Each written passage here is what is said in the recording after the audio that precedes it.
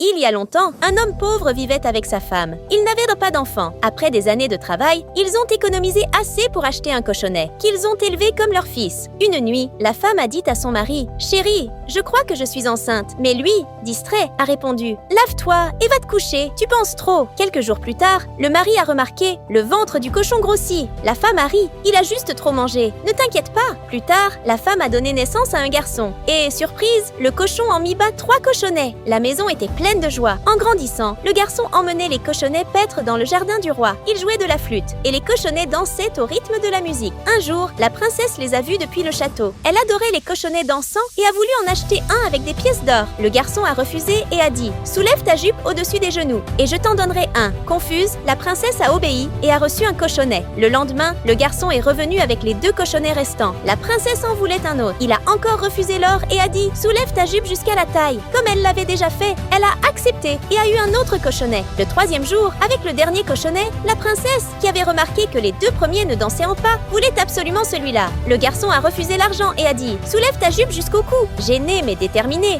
elle l'a fait. Il lui a donné le cochonnet et la flûte. Ce soir-là, le père a demandé où étaient les cochonnets. Le garçon a répondu « Un loup les a pris, mais il paiera. » Le lendemain, il est allé au palais. La princesse lui a donné un sac plein d'or. Ses parents, émerveillés, n'avaient jamais vu autant d'argent. Ils n'étaient un peu plus pauvres. Des années plus tard, le roi a décidé de marier sa fille. Il a annoncé que celui qui devinerait l'emplacement de la tache de naissance de la princesse l'épouserait. Sinon, il recevrait 60 coups de fouet. Le garçon a demandé à son père un beau cheval et des vêtements élégants pour aller au palais. En chemin, il a rencontré des princes voisins et ils ont voyagé ensemble. Au palais, une longue file de prétendants attendait, mais aucun ne devinait la tâche et tous étaient fouettés. Le garçon, confiant, a décrit la tâche parfaitement car il l'avait vue. Un prince, l'ayant entendu, a prétendu que le garçon lui avait volé sa réponse. Le roi, perplexe, ne savait qui croire. Un ministre sage a proposé que les 2 hommes dorment dans le lit de la princesse. Celui vers qui elle se tournera l'épousera. Le roi a accepté. Cette nuit-là, le garçon a rempli ses poches de biscuits. Le prince lui a demandé ce qu'il mangeait. « Le talon de ma chaussure », a répondu le garçon.